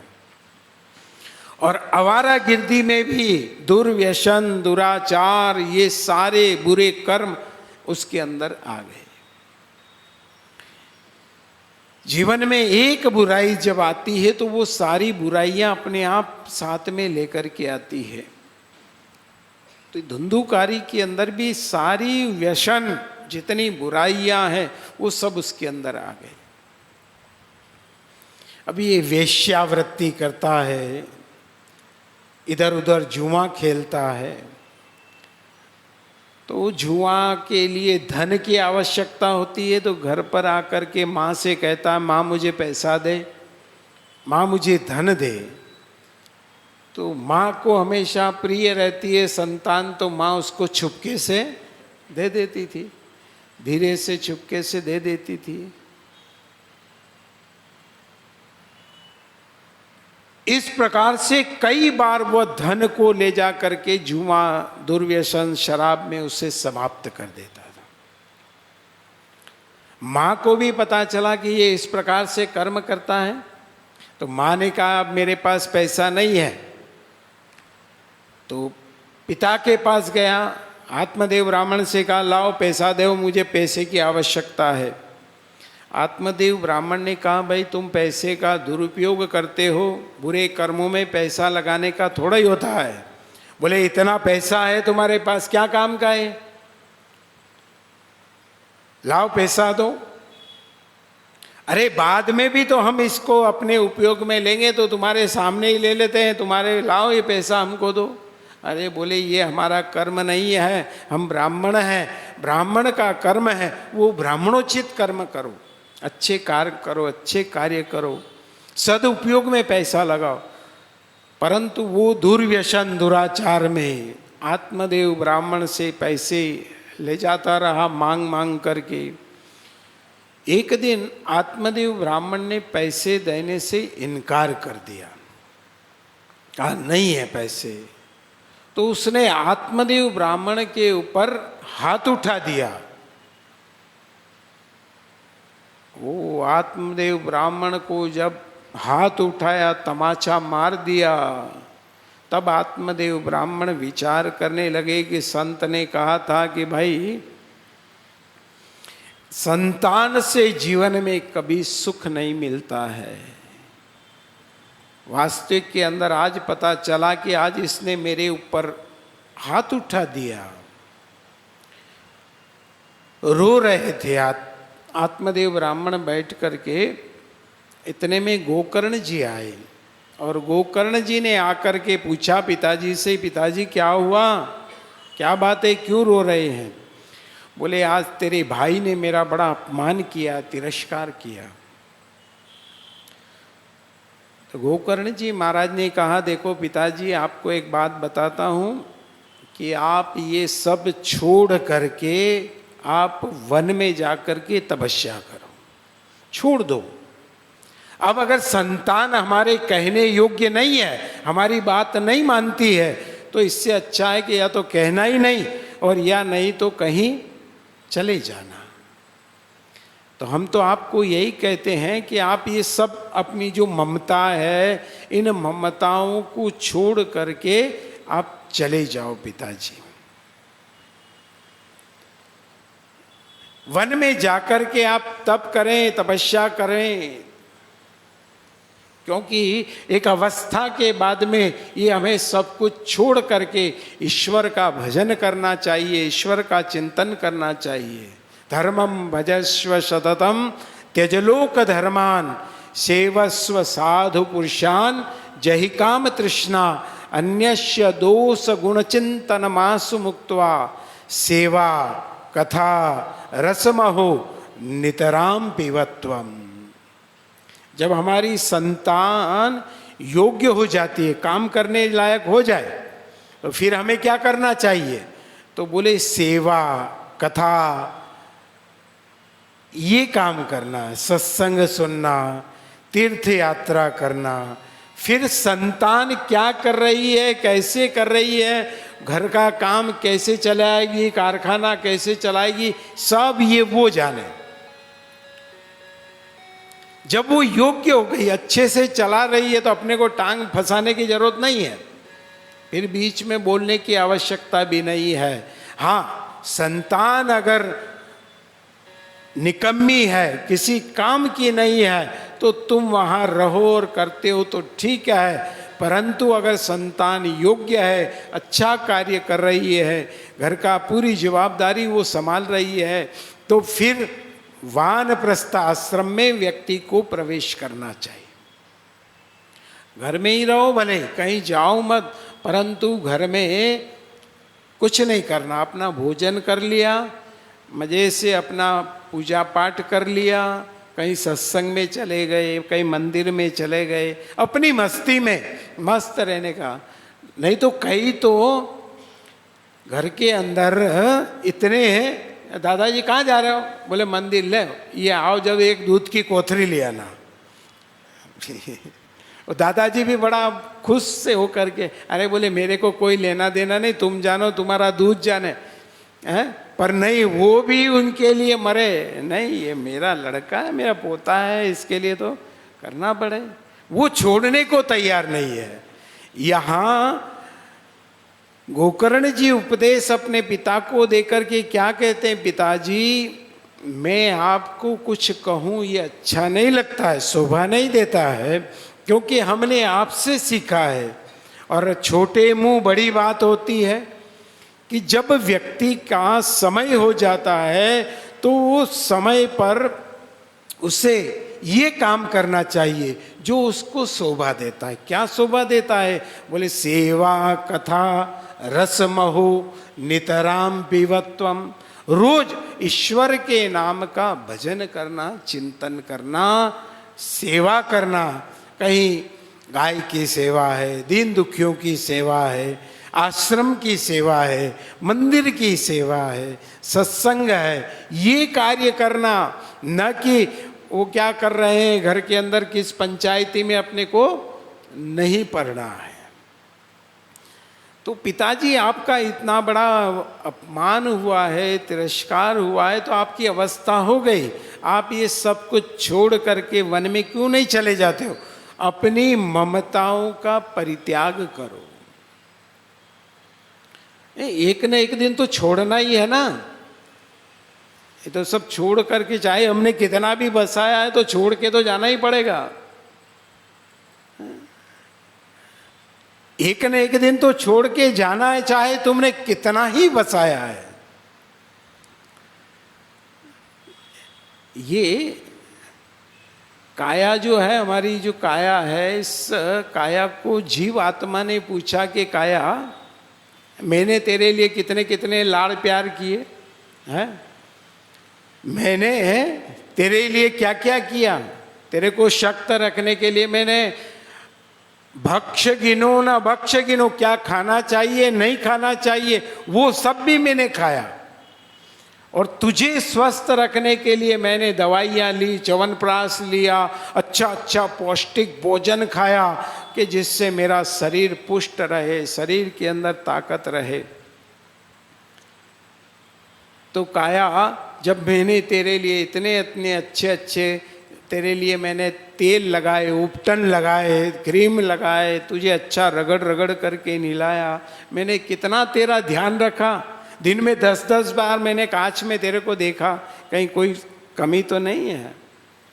मैंने तेरा कितना लाड़ लड़ाया, तो तू मेरे साथ चलेगी कि नहीं चलेगी? तो उस काया ने कहा कि मैं तेरे साथ आने वाली नहीं हूँ। यहाँ बड़े बड़े योगी, यति, राजा, महाराजा, चक्रवर्ती सब चले गए, न मैं किसी के साथ गई और ना मैं कभी किसी के साथ जाऊंगी। मैं किसी के साथ नहीं जाती।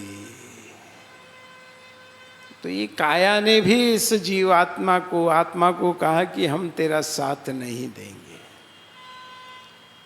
तो संत लोग कहते हैं, छोड़ने के पहले इनको छोड़ दे ओ बेसहुर, छोड़ने के पहले इनको छोड़ दे ओ बेसहुर, एक दिन छोड़ना पड़ेगा ये सब जरूर। ऐस के सामान सब तेरे यूं ही धरे रह जाएंगे और यार तेरी लाश पर रोते खड़े रह जाएंगे।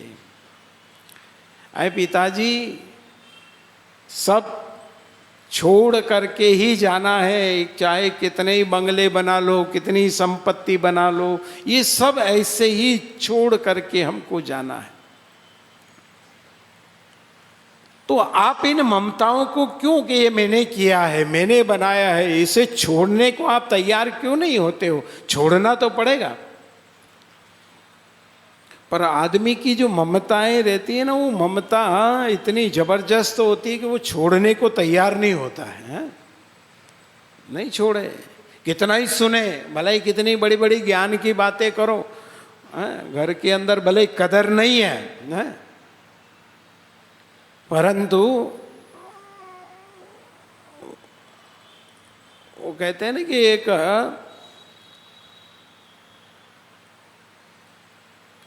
जहां पर के घर के अंदर कद्र नहीं है उसकी, कोई ज्यादा शरीर अवस्था हो जाती है ना, तो रोग बीमारी से ग्रसित हो जाते हैं, तो घर वाले क्या करते हैं, तो उसको ऊपर डालते हैं कहीं कमरे में, या नहीं तो दूर बाहर, कि भाई इसको उधर, बुड्ढे को उधर रखो यार, ये बहुत गंदगी करता है, बांसता है, ऐसा होता है।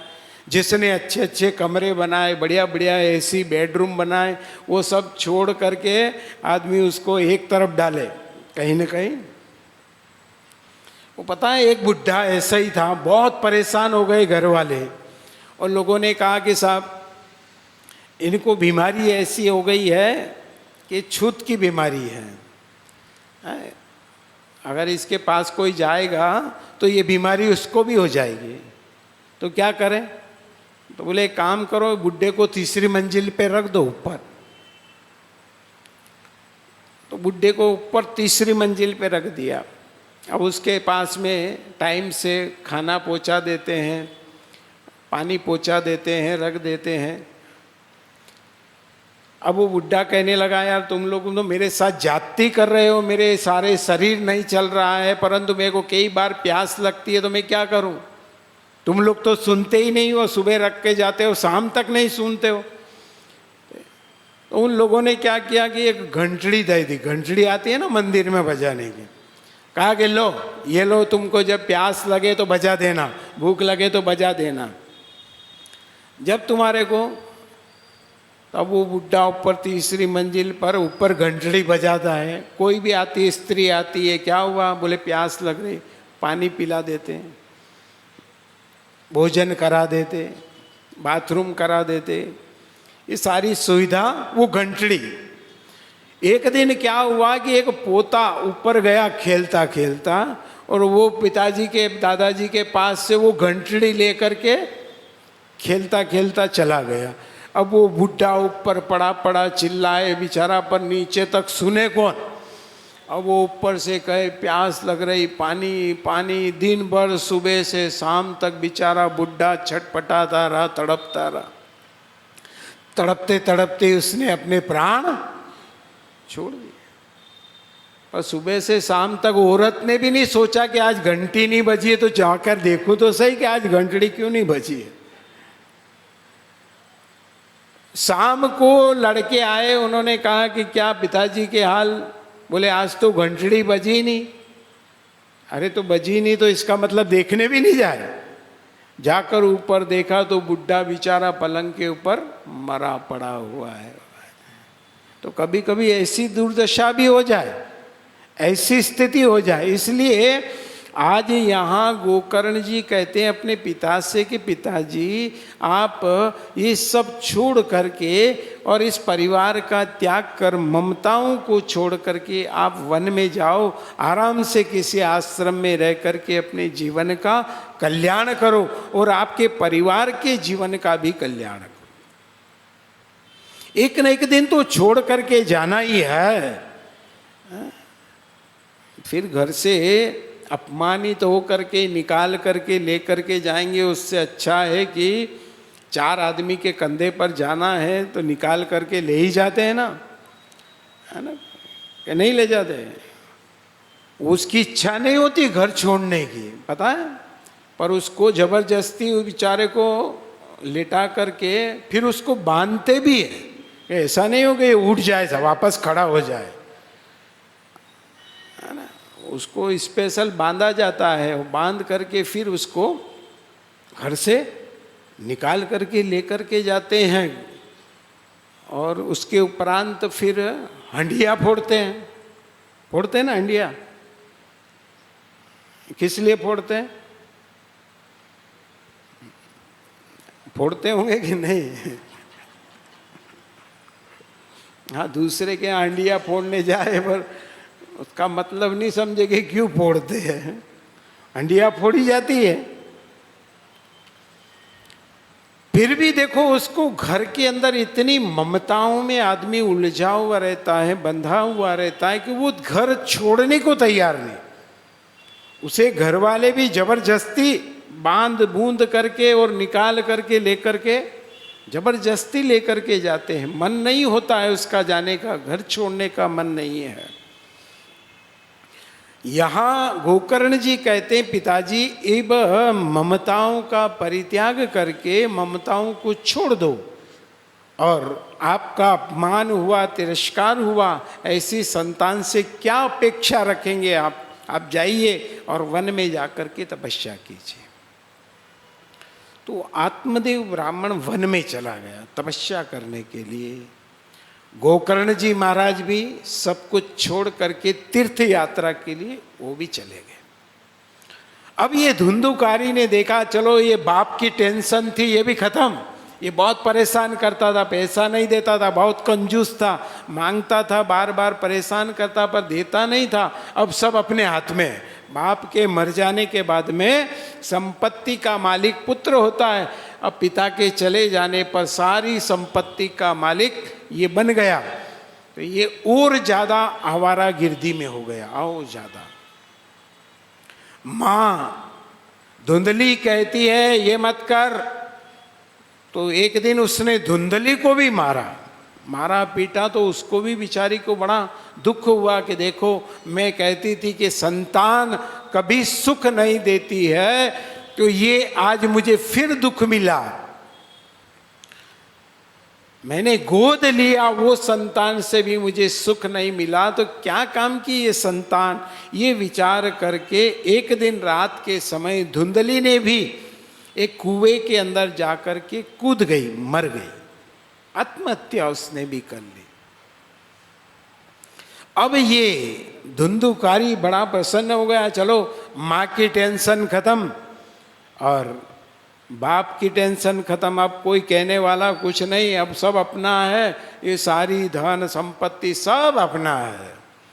ये घर के अंदर वेश्याओं को ले आया, कहा तुम यही रहो, तो 5 वेश्याओं को ला करके वहाँ रख दिया। खूब मौज शौक करता है, दुर्व्यसन, दुराचार, शराब पीना, ये जुआ खेलना, ये सारे बुरे कर्म वो करने लगा। अब धीरे धीरे धीरे जितना धन था, संपत्ति थी, अब बैठे बैठे उड़ाओ तो कब तक चले। बूंद बूंद करते तो घड़ा भी खाली हो जाता है। इनकम का अगर सोर्स नहीं है, इनकम का साधन नहीं है, केवल खर्चा ही खर्चा है, तो वो इनकम जब तक अपने पास संग्रह है तब तक चलेगी। फिर इसके पास जितना पिताजी का जमा किया हुआ धन था, संपत्ति थी, वो सब धीरे धीरे धीरे इसने सब उड़ा दिया, समाप्त कर दिया। अब ये 5 वेश्याओं को रखता है, अब इनके नखरे, इनके खर्चे उठाता है, कभी ये लाओ, कभी ये लाओ, कभी ये लाओ। अब धन समाप्त हो गया तो अब क्या करें, तो अब ये चोरियां करता है, डाके डालता है, कभी कहाँ कभी कहाँ। एक दिन इसने राजा के घर पर चोरी करी, राजमहल में चोरी करी, इतना धन लेकर के आया, हीरे मोती जवाहरात के बड़े बड़े गट्ठर बांध करके लेकर के आया। और यहाँ आने पर इतना माल देखकर ये वेश्याओं ने देखा कि अरे बाप रे, इतना माल लेकर के आया। पूछा कि कहाँ से लाया, बोले हमने राजा के घर चोरी किया।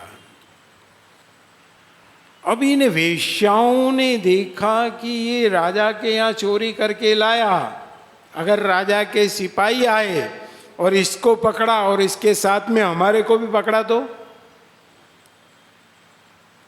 क्योंकि इसके माल तो हमारे यहाँ पर आया, घर में आया, तो क्या किया जाए। तो इसको इतनी शराब पिलाई, रात को इतनी शराब पिलाई, शराब पिला पिला करके मदहोश बेहोश कर दिया, और बेहोश करके इसको पलंग के ऊपर बांध करके और इसके गले के ऊपर गरम गरम सिगड़ी में से कोलसे निकाल करके इसके मुंह में कोलसे डाल दिए। गरम गरम कोल से मुंह के अंदर भर दिए, इसका श्वास रुक गया, धुआं ही धुआं इसके मुंह में घुस गया और उससे वह दम घुट घुट करके छटपटा करके मर गया।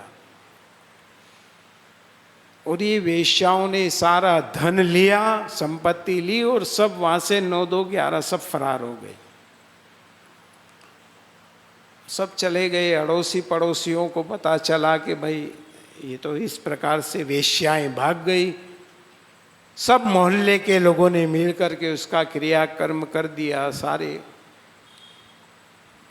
परंतु वह प्रेत बना, प्रेत, और घर के अंदर उसका प्रेत का वास हुआ। ये वहां भूत बन करके चिल्लाता है, चित्कारता है, हाय हाय त्राय त्राय। अब मोहल्ले के लोग भी, अड़ोसी पड़ोसी सब दुखी हो गए। पड़ोस वाले कहने लगे रात को अजीब अजीब सी आवाजें आती है मकान में से। पड़ोसी भी मकान छोड़ छोड़ के दूसरे मोहल्ले में चले गए, कोई कहाँ चला गया। धीरे धीरे धीरे पूरी गली सुनी हो गई, सब भाग गए। उधर गोकर्ण जी को पता चला कि तुम्हारी माँ भी मर गई, तुम्हारा भाई भी मर गया, तो उन्होंने गया के अंदर पिंडदान किए, पितृदान किया, और अपने भाई के नाम से, माँ के नाम से, पिता के नाम के, सब के उसने पिंडदान किए। और कई दिनों के बाद में गोकर्ण जी महाराज घूमते घूमते यहाँ जब अपने गांव में आए, सरोत्पन्न नगर के अंदर जब आए, तो लोगों ने आए तो आकर के लोग मिले। लोगों ने कहा महाराज अब आपके घर मत जाना, आप हमारे घर रुको।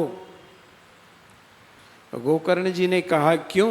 बोले आपका भाई प्रेत बन गया है, भूत, तो आप आपके घर मत जाओ, हमारे घर रुको। गोकर्ण जी ने कहा नहीं, हम हमारे घर पर ही रुकेंगे। गोकर्ण जी अपने घर रहे, घर आकर के घर की सफाई करी। कई दिनों से घर बंद था, साफ किया, स्वच्छ किया, और स्वच्छ करने के बाद में रात को जब सोए गोकर्ण जी, तो वो भाई उस समय अजीब अजीब सी आवाज़ करने लगा। कभी शेर बनता है, कभी आग नजर आती है, कभी क्या हरकत होती है, कभी क्या होता है। गोकर्ण जी ने अपने हाथ में पानी लेकर के मंत्र उच्चारण करके जब उसके ऊपर पानी छीटा और छीट करके कहा कौन है तू बता, तब वह आत्मा रुकी और उसने कहा मैं आपका भाई धुंधुकारी हूं। तो गोकर्ण जी ने कहा मैंने तो तेरे लिए गया में पिंडदान किए, सोरम जी में पिंडदान किए, हरिद्वार में मैंने तेरे पिंडदान किए, और तू अभी भी इस प्रेत योनि में पड़ा है। उन्होंने कहा कि चाहे तुम कितने भी जगह पिंडदान कर लो, चाहे बद्रीनाथ में पिंडदान कर लो, चाहे कहाँ भी पिंडदान कर लो, परंतु मेरे इतने बुरे कर्म हैं, मैंने इतने पाप किए हैं कि 1000 गया जी के अंदर भी अगर दान पुण्य पिंडदान करोगे तो भी मेरा उद्धार नहीं होगा। तो हे भाई मेरे जीवन के उद्धार करने के लिए कोई उपाय करो, मैं बड़ा दुखी हूँ, बड़ा परेशान हूँ, क्योंकि ये जो योनि मुझे मिली है, इस योनि में न दिन में चैन मिलता है, न रात को श्वास मिलता है, बड़ा घबराहट जीवन में होती है। अभद्र जो न खाने पीने की वस्तु है वो हमें खाना पड़ता है, बहुत तकलीफ है, बहुत कष्ट है। तो गोकर्ण जी महाराज ने कहा ठीक है, मैं तेरे मुक्ति के लिए कोई न कोई उपाय करूँगा। तो गोकर्ण जी महाराज ने सुबह स्नान करके सूर्य देव का स्मरण किया और सूर्य देव से चर्चा करी और सूर्य देव से कहा कि मेरे भाई के मुक्ति का उपाय बताओ।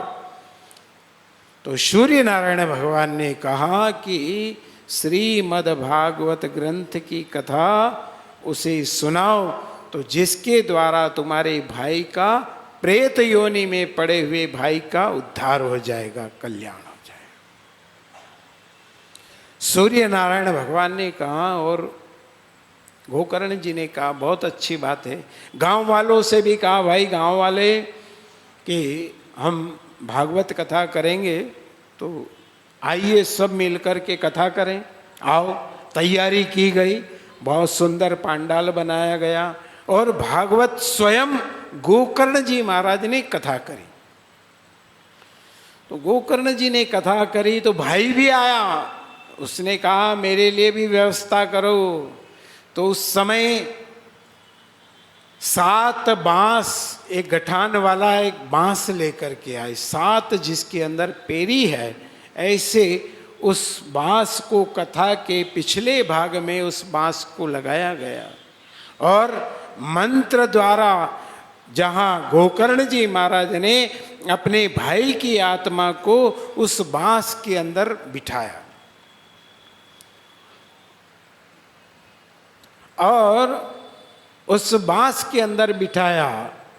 पहले दिन की कथा हुई और जैसे ही शाम को आरती हुई, आरती के बाद अच्युतम केशवम हुआ, उसी समय उस बांस की एक गठान फट गई। दूसरे दिन कथा हुई, दूसरी गठान फट गई, तीसरे दिन तीसरी, चौथे दिन चौथी, ऐसे 7वें दिन 7वीं गठान फटी। विमान आया, देवता लोग जहाँ हाथ जोड़ करके उस धुंधुकारी के शरीर को दिव्य आत्मा प्रदान करके विमान में बिठाकर धुंधुकारी गोकर्ण जी को प्रणाम करते हुए कहने लगा, भाई आपने मेरा उद्धार किया, इसके लिए मैं बड़ा प्रसन्न हूँ, आपको परमात्मा खुश रखे। और विमान में बैठ करके पुष्प वर्षा करते हुए वह भगवत धाम को चला गया। तो गांव के लोगों ने देखा कि विमान, कथा तो हमने भी सुनी भाई, हम सब कथा सुन रहे हैं और विमान केवल इसके लिए आया, ये नहीं। तो उसी समय सब लोगों ने कहा, तो गोकर्ण जी ने फिर उसके लिए डबल कथा करी। गोकर्ण जी ने कहा ठीक है भाई। सब लोगों ने कहा नहीं, हम अब की बार कथा ध्यान से सुनेंगे। पहले थोड़े हम, गर्मी बहुत लगती थी तो हम ये सोचते थे, परेशान थे, कोई को प्यास लगे, कोई को बाथरूम की तकलीफ, किसी को क्या। अब कोई चिंता नहीं, अब आप फिर से कथा करो, हम फिर से सुनेंगे अब की बार कथा।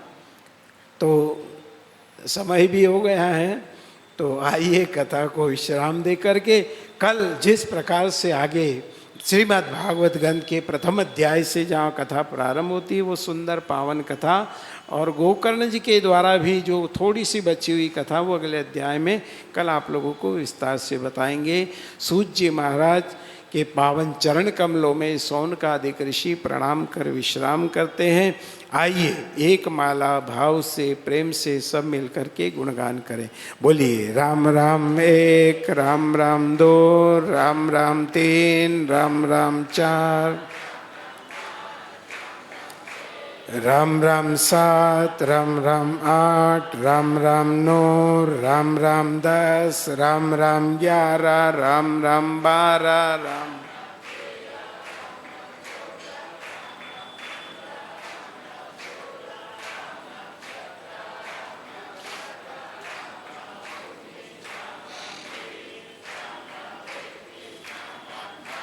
राम राम 23, राम राम 24, राम राम 25, राम राम 26, राम राम 27, राम राम 28, राम राम 29, राम राम 31, राम राम 32, राम राम 33, राम राम 34, राम राम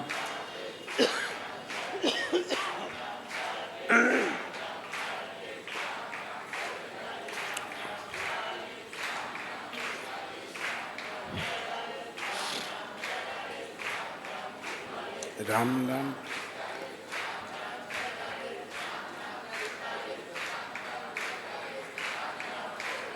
राम राम 50, राम राम 51, राम राम 52, राम राम 53, राम राम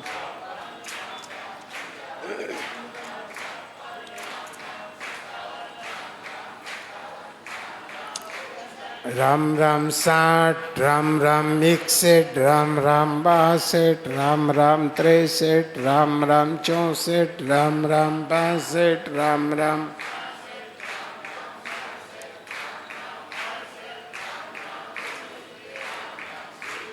राम राम 71, राम राम 72, राम राम 73, राम राम 74, राम राम 75, राम राम 76, राम राम 77, राम राम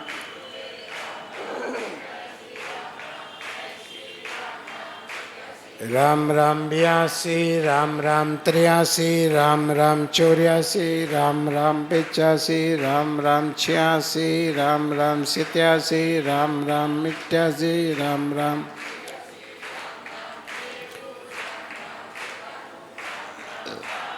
राम राम 93, राम राम 94, राम राम 95, राम राम 96, राम राम 97, राम राम 98, राम राम 99, राम राम 2, राम राम 3, राम राम 4, राम राम 5, राम राम 6, राम राम 7, राम राम 8। सर्वे भवन्तु सुखिनः, सर्वे सन्तु निरामयाः, सर्वे भद्राणि पश्यन्तु, मा कश्चित् दुःखभाग् भवेत्। ॐ शान्तिः शान्तिः शान्तिः। बोलो सच्चिदानंद भगवान की, श्री कृष्ण कन्हैया लाल की, वृंदावन विहारी लाल की, श्री भागवत महापुराण की, स्वामी जी श्री रामचरण जी महाराज की, स्वामी जी श्री भगवान दास जी महाराज की, स्वामी जी श्री फकीरदास जी महाराज की, श्री राम निवास धाम की, सत्य सनातन धर्म की, आज के आनंद की जय। शिव नमः पार्वती पते हर हर महादेव।